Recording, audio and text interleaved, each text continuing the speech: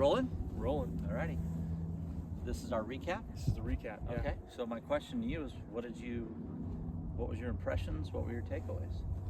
Trusting the golf shot necessary versus self-deprecating myself. Okay. That's a big, I'm a big proponent of that.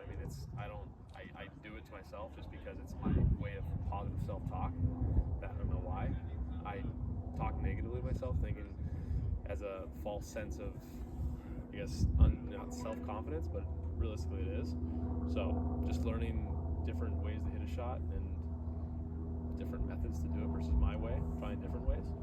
So, that would be my 2 to 3 main takeaways. Good. I think, and I agree with you, I think, a lot of players don't have the best golf swing. Sure. They might overly slice it, they might overly hook it, or they might not even know what they're going to do. But we're trying to get the best out of them. Sure. And it might not work every time, but it gives them the best opportunity for their best golf shot. Correct. Right?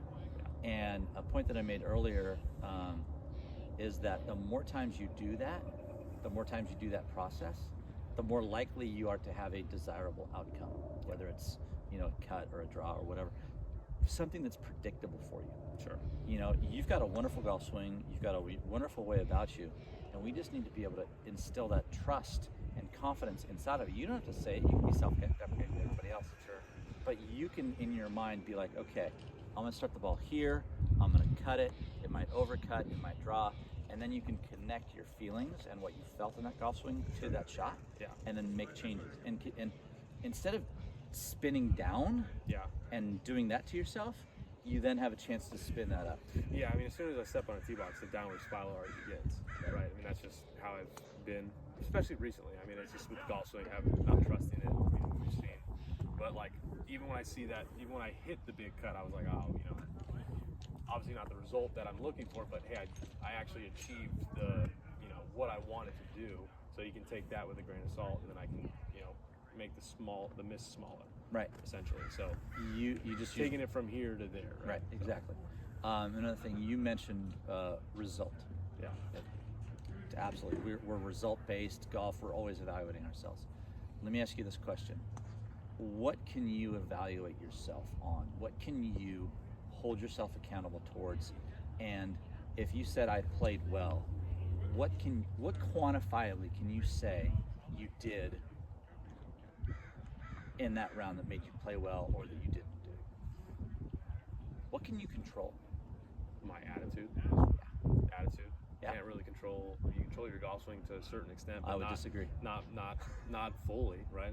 Everything's out of control. You think that you're doing something, you're not, right? Because I thought I hit a small cut, I hit a huge cut. Right. So it's feel versus real in that sense. So I would really implore you to evaluate yourself on the things that you can control, which is your pre-shot routine, your visualization, your process of getting ready to hit a shot, and your self-talk, your positive self-talk. Yeah. Give yourself a scorecard for that. Sure. Hey, how was I on these things on this shot? I was a 1, I was a 2, I was a 10, whatever it might be.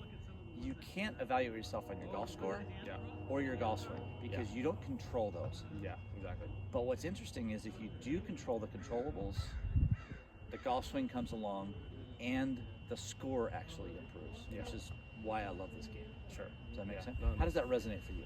That makes a bunch of sense. I want to work on getting better at my attitude. That's always what I try to do. But especially with the golf swing, I have no confidence in it right now. Right. So trying to get that confidence back from when I've had it, just got to practice, grind, get just repetitions. But practice the process. Yeah. Not just your swing. Sure. Yeah, and practice the process. And that part to me was very difficult.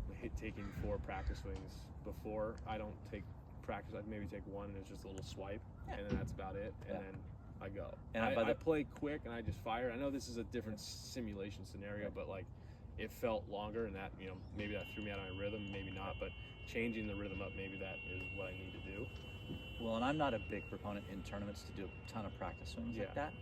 I'm thinking about pace of play, and I'm thinking about, but I want you to reattach yourself to hey, What does that feel like? Yeah. And you can do that off to the side, and you can be like, okay, I'm going to get more inside on this one. I'm going to close the face down. Sure. I'm going to, I'm going to be more on top. I'm going to cover the ball. Whatever the swing thought might be. Sure. To have that off to the side, and be like, okay, then you go and you're ready to execute. Yeah. Because I don't want you to be analysis paralysis, but having that process to connect better and get into the shot, you'll find results come. Yeah. All right. Good job, brother. Thank you, sir. PGA member Kevin Cole. What up?